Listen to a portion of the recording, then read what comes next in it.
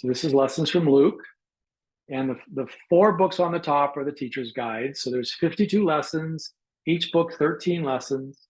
Then the 4 books below are what we call the flip books, which are the A3 size magazine fold out picture books that have the color pictures from the Bible story in it. So this is the full set, 52 lessons, lessons from Luke. This is just to show you a bit. This is one language in Nigeria. They just started translating last week. You can see the highlighted yellow sections are the parts that get translated into the mother tongue. All the other text is left in the language of wider communication. And remember, we assume that the teachers that are already teaching have some level of literacy. So we don't really need to translate everything in the curriculum into the mother tongue, unless that particular group of people want to translate everything, which there are cases that we have people that do that. But in this case, the instructions to the teacher, the mechanics of the lesson are left in English, whereas the content that's to be taught to the children is translated into the mother tongue to make sure that they have an accurate translation. You know, this live translation, you have somebody standing next to you and doing live translation. That's a skill set in and of its own. And so often, somebody can just get it wrong and give a bad translation. By giving the content translated, we get rid of that issue because it's already been translated and checked for accuracy. So every lesson, this is the lesson overview section. Every lesson has a truth, one single truth that we teach. The entire lesson is built around that truth. So this is lesson 1. The story is Zechariah and Elizabeth and the birth of John the Baptist. And the truth is God hears our prayers. And that's what we teach. Then we have the objective, the know, the knowledge, and the do. What are we going to do with this thing? So knowledge component, action component. We tell them this is what our goal is. Then we list out exactly the materials that are needed for the lesson, everything that's needed so that they can be ready. Then we have the memory verse, and the memory verse comes out of the lesson, the Bible story section that we use for that lesson. And whenever we possibly can, we get the truth out of the memory verse. So the truth, in this case, in the memory verse, it says, your prayer has been heard. Our truth is God hears your prayers, or our prayers. So that's the connection we tried to build. That's for repetition and variety.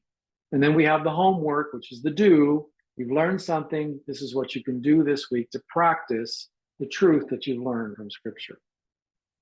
Next section we have in the lesson is words to discuss. These are the key terms in the lesson that we want to make sure the kids understand. Like in this case, it's what's prayer, what's a priest, what are angels, what's a prophet. And to make sure that they have a good, clear understanding of those terms, because they're important to understanding the entire story as well as the story of Scripture. Then we come into the Bible story section. And this is where you see we have verbatim the translated mother tongue scriptures imported into the lesson. And then we have the picture that's highlighted there. And it's picture 1.1, which means that this is a picture from quarter 1, lesson 1. Okay, it's the first picture. And then here's a picture of a woman who is in one of our training sessions practicing how to use the book, how to hold the book in a way that kids can see it. And that is picture 1.1 in the flip book. This is the application section. And this is where we take and we say, what does this mean? We've learned this truth. God hears our prayers. So what does it mean for our lives? And then we have the homework, which is the do. What are we going to do with it this week? And so it's the challenge. So we know that God hears our prayers. Therefore, let's talk to God every day this week. The next section is the review game. And on the review game, we have 12 different games that we cycle through for the 52 lessons. The games can be played easily. They don't require a bunch of materials or anything like that. We divide the class into 2 groups. They compete against each other. All the instructions are there. You can see a picture here. They're doing the long jump game here. And and it's interesting, the people that get exposed to this curriculum, they usually question the value of the game. But once they play the game once, they are blown away by the impact of engagement on the part of the kids in the game, in the lesson. And so the second week after they come back, the kids all know there's a game. And so they're really keen to listen to the Bible story so that they can answer the questions and their team can win. So the review game is incredibly powerful and useful in the lesson. We provide the questions for the review game. They are translated along with the answers, so there's no guessing there, making it easier on the teachers. Then we have the memory verse section, and we have the memory verse section where we introduce the memory verse again, and we have an activity around it. We make sure that they understand the key terms again in the memory verse. And then we have a memory verse review game, which are different kinds of games that have them interacting with the memory verse in a way that helps them memorize the memory verse even while they're in the program that day. And then we have a closing and homework. And this is simply a review. What's the truth? What's the memory verse? What's the homework? And then the closing prayer. And then the last thing we have in the lesson is a coloring page, which is optional, but we really encourage people to do it. The coloring page includes the truth of the lesson, and it includes the memory verse of the lesson, all in mother tongue. And the pictures are line art images that were taken from pictures that were used in the Bible story, pictures that are in the flip book. So that's all the connection, and that's how the structure of the lesson works. Every lesson follows exactly the same structure. Content changes, structure stays the same. So we've seen it being used in different contexts, and it's having an impact. And it's encouraging. I think one of the greatest things is when we hear back from teachers and they say, for example, one of them reported, she's a trained teacher, and she reported, I have never taught so well in my life.